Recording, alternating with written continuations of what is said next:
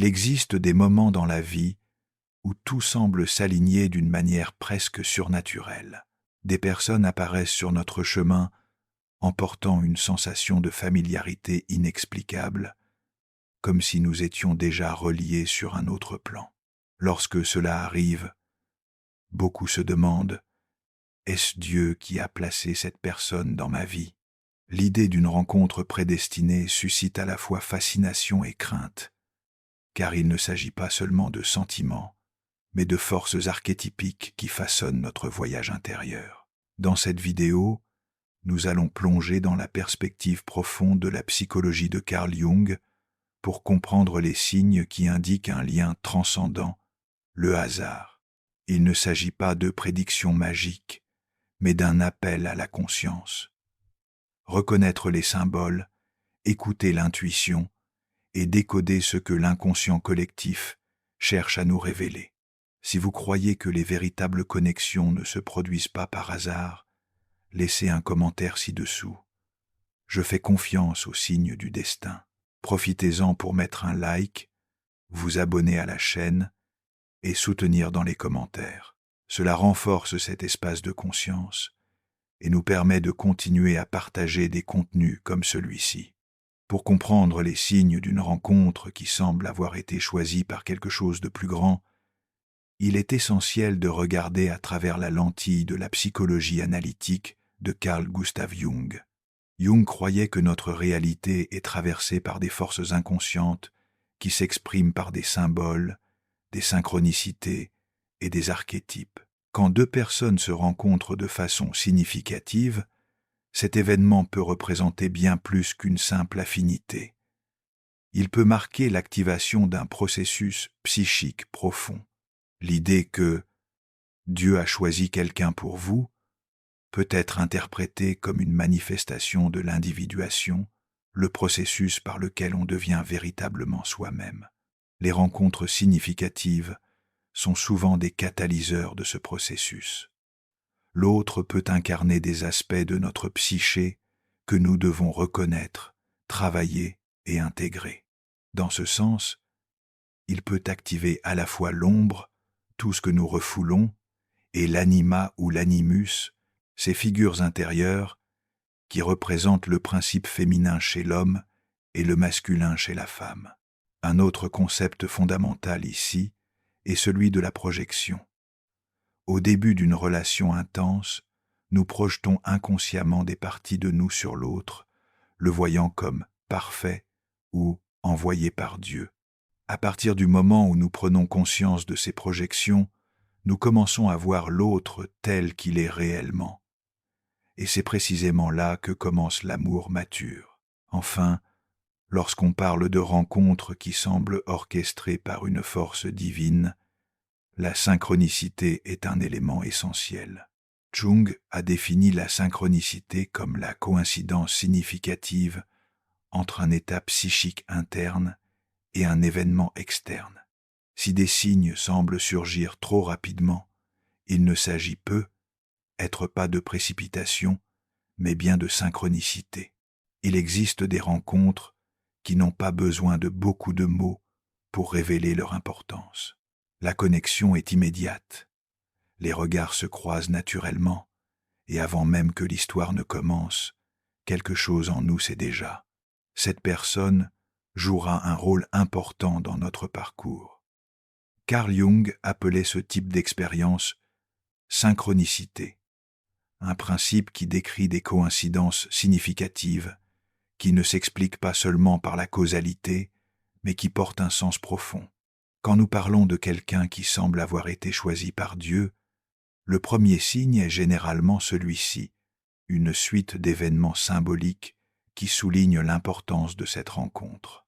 La synchronicité est bien plus qu'un simple hasard. C'est comme si l'inconscient collectif, cette source universelle d'images et de significations partagées entre tous les êtres humains, se manifestait dans le concret pour attirer notre attention. Dans des rencontres marquantes, il est fréquent d'observer une suite d'événements insolites, des symboles récurrents, des rêves intenses ou des certitudes intérieures qui défient la logique. Vous pensez à quelqu'un, et il apparaît. quelque chose en vous hésite, mais le monde s'emploie à aligner les chemins. Ces petits grands signes sont des invitations de l'inconscient à une écoute plus profonde de la vie.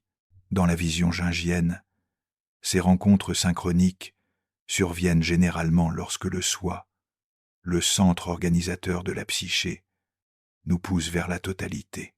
Le soi n'agit pas de manière directe, mais envoie des messages sous forme d'images, d'émotions et de symboles. Quand une personne entre dans notre vie de façon si chargée de sens, elle peut incarner un appel à la maturation psychique.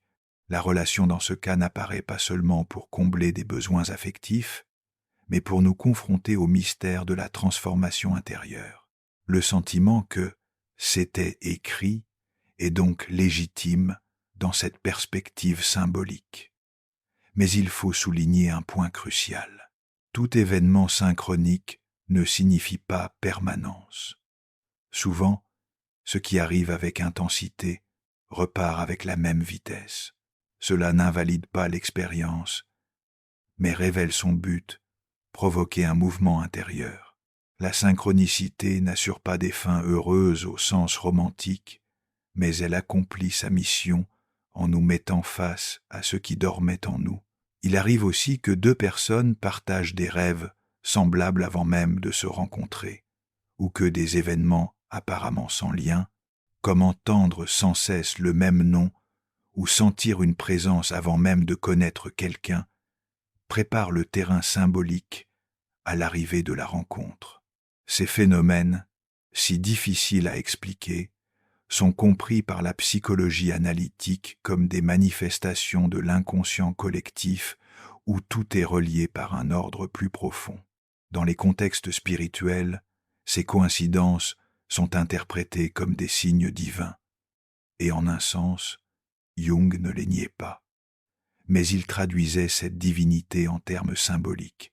Pour lui, le soi possède des attributs que nous associons traditionnellement à l'image de Dieu.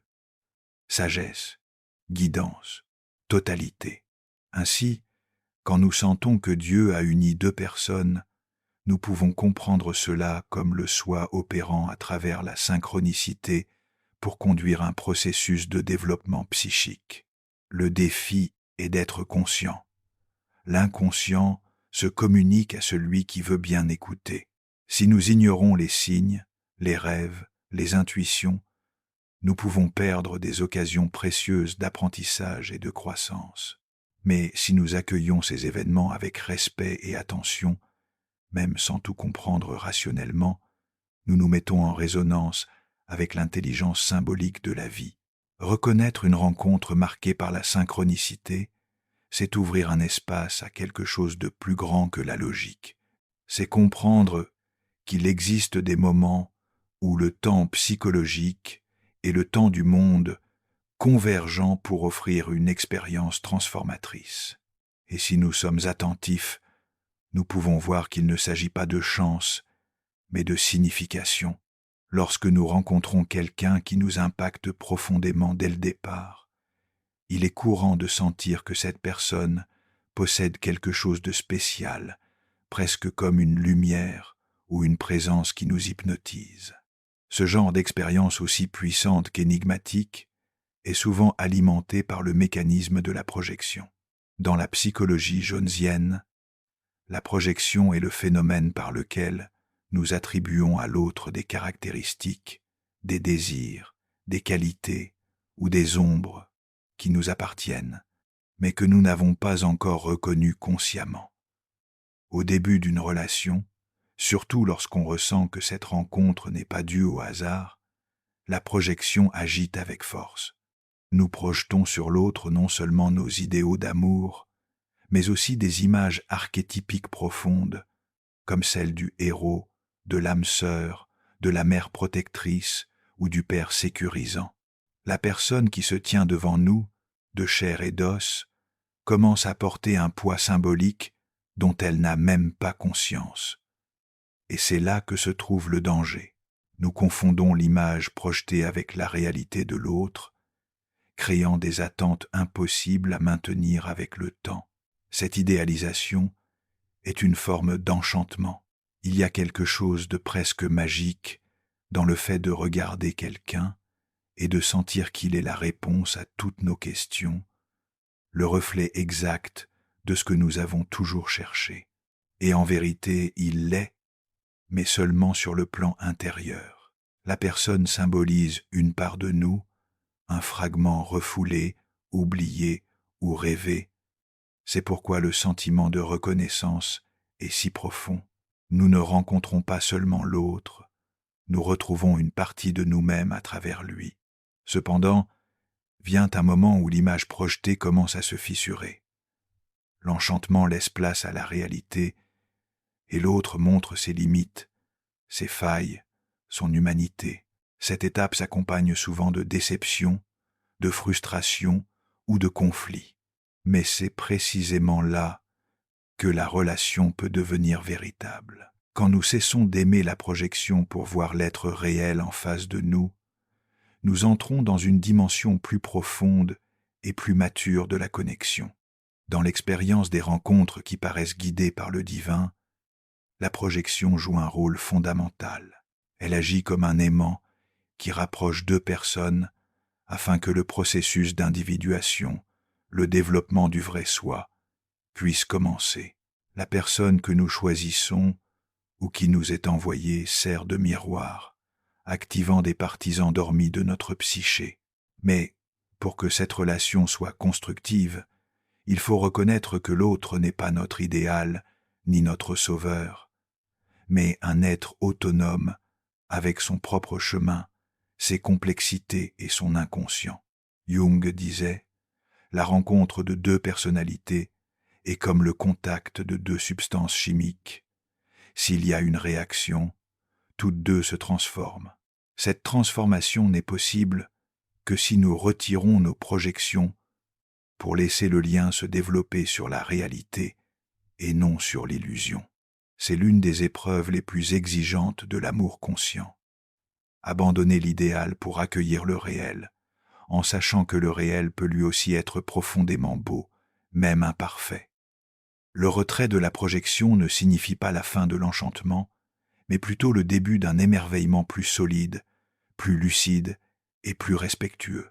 C'est le moment où nous commençons à aimer l'autre pour ce qu'il est réellement, non pour ce qu'il représente dans notre monde symbolique. Et c'est à partir de là que l'amour prend racine, non plus comme une expérience magique passagère, mais comme un choix conscient qui se renouvelle chaque jour. Ainsi, l'un des signes les plus profonds qu'une rencontre a quelque chose de divin ne réside pas seulement dans son intensité initiale, mais dans sa capacité à nous mener au-delà de l'idéalisation. Quand nous pouvons rester auprès de l'autre même après la chute des voiles de la projection, c'est le signe que nous ne cherchons plus seulement à combler quelque chose en nous, nous sommes prêts à grandir avec l'autre, à partir du réel. Il existe une couche des relations que peu acceptent d'affronter, celle qui révèle ce qu'il y a de plus caché, de plus refoulé et de plus dérangeant en nous. Quand quelqu'un semble avoir été envoyé par Dieu et entre avec intensité dans notre vie, il est fréquent qu'après l'enchantement initial, cette personne commence à toucher des points sensibles, des blessures anciennes et des émotions non résolues. Ce processus est inévitable et nécessaire, car il n'existe pas de lien significatif sans confrontation avec sa propre ombre. Dans la psychologie jungienne, l'ombre représente tous les aspects de la personnalité, exclus de la conscience au fil de la vie. Ce sont des traits, des désirs, des impulsions et des souvenirs jugés inacceptables et donc relégués à l'inconscient. Mais les ignorer ne les rend pas inoffensifs. Au contraire, l'ombre agit silencieusement, influençant nos choix, sabotant nos relations et projetant des conflits sur les autres. Dans une relation profonde, cette ombre trouve un espace pour émerger avec intensité. C'est précisément dans les relations intimes que l'ombre se manifeste avec le plus de clarté. L'autre devient un miroir vivant, reflétant tout ce que nous ne voulons pas voir en nous. Ainsi, quand nous ressentons de la colère, de la jalousie, du contrôle ou du rejet de façon disproportionnée, il est essentiel de demander « Qu'est-ce que cela révèle de moi ?» L'intensité émotionnelle n'apparaît pas par hasard. Elle indique que quelque chose en nous a été activé. Et le rôle de la personne qui provoque ce mouvement est souvent celui d'un catalyseur de transformation intérieure. Dans les rencontres marquées par un sens du destin, l'activation de l'ombre n'est pas un accident. C'est une partie du plan symbolique.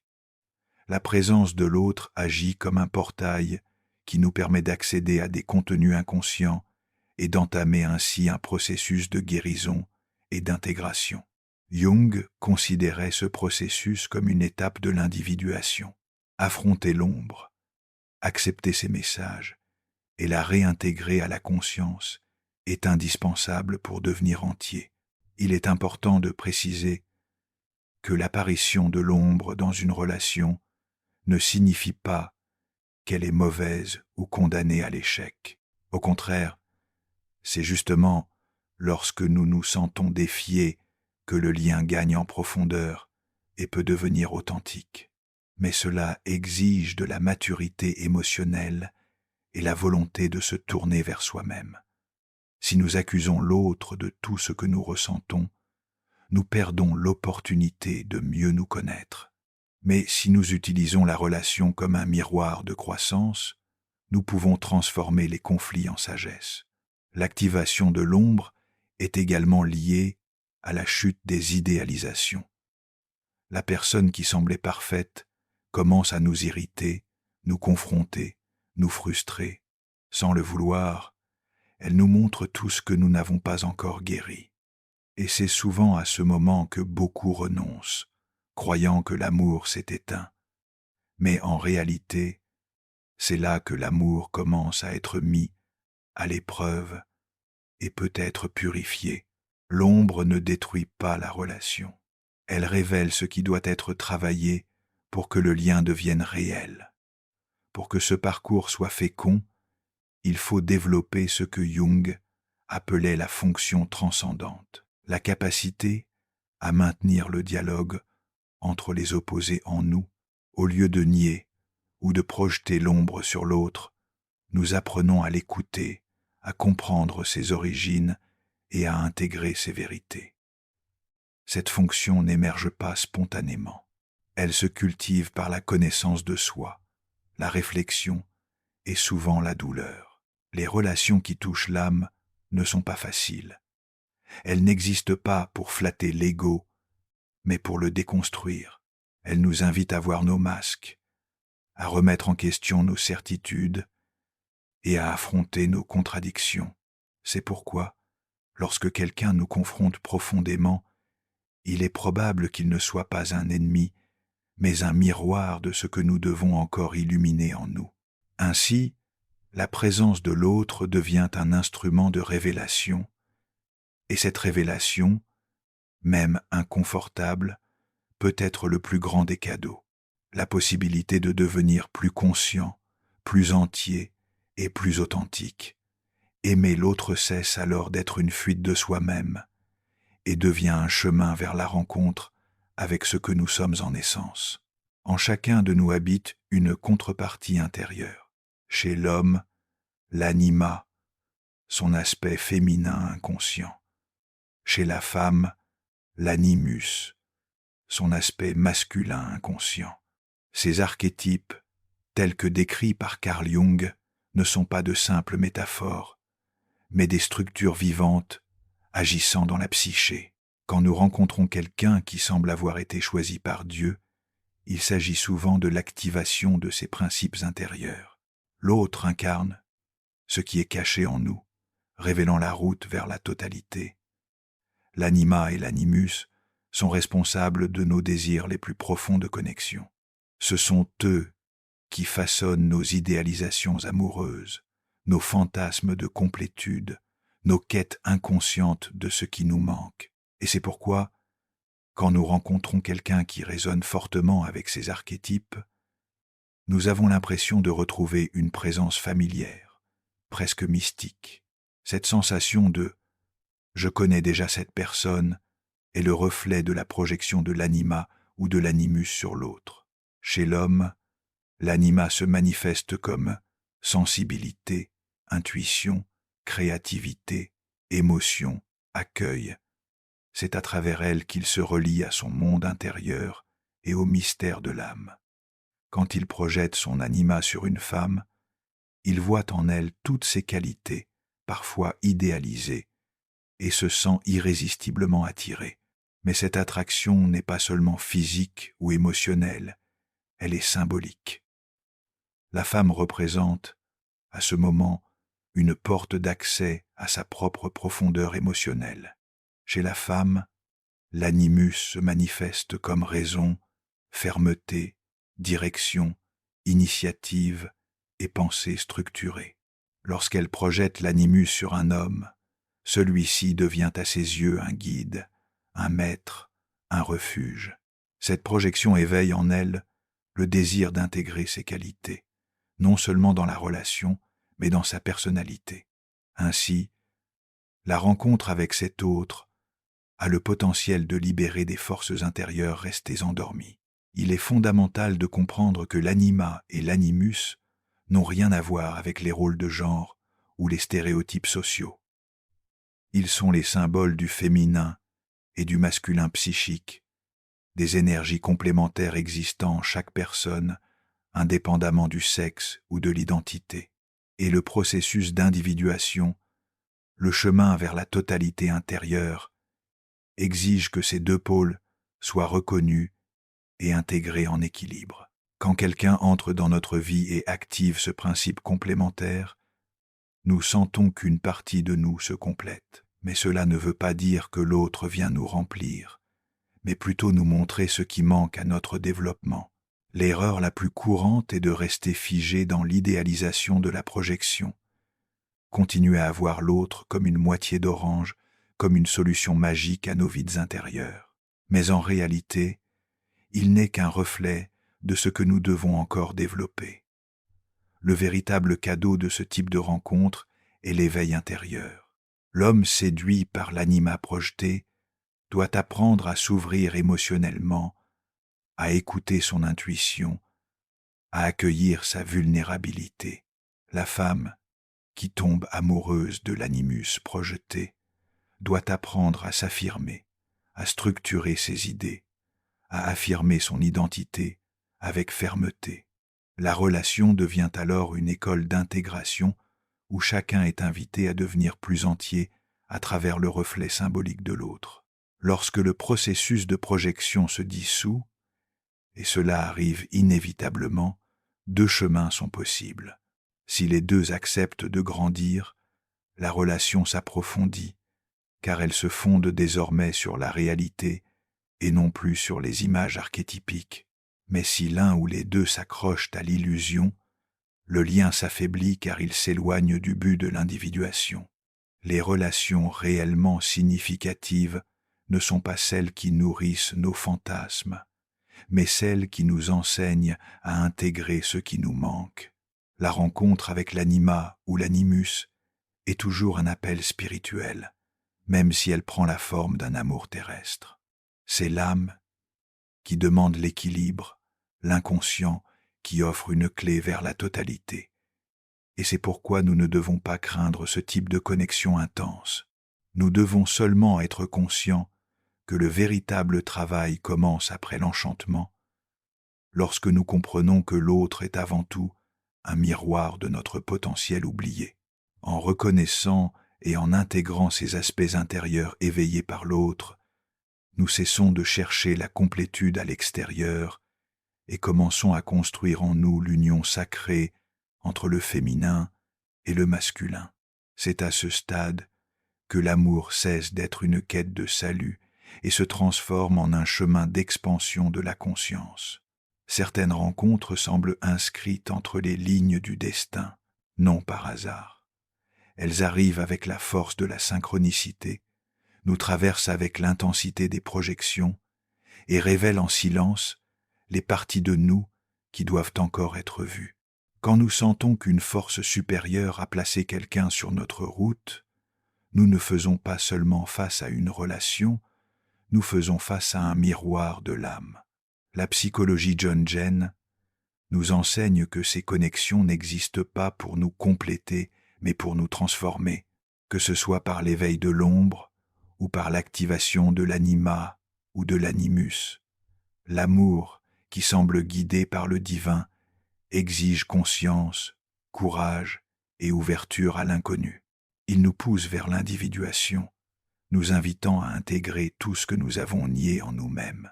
C'est pourquoi plus important que de demander « Cette personne a-t-elle été choisie pour moi ?» Il est essentiel de réfléchir. Qu'est-ce que j'apprends sur moi-même à travers cette relation? Si ce contenu vous a touché d'une manière ou d'une autre, abonnez-vous à la chaîne et activez les notifications. Et avant de partir, regardez la vidéo qui apparaît à l'écran maintenant. Elle complète tout ce que vous venez de découvrir et peut enrichir encore davantage votre voyage intérieur.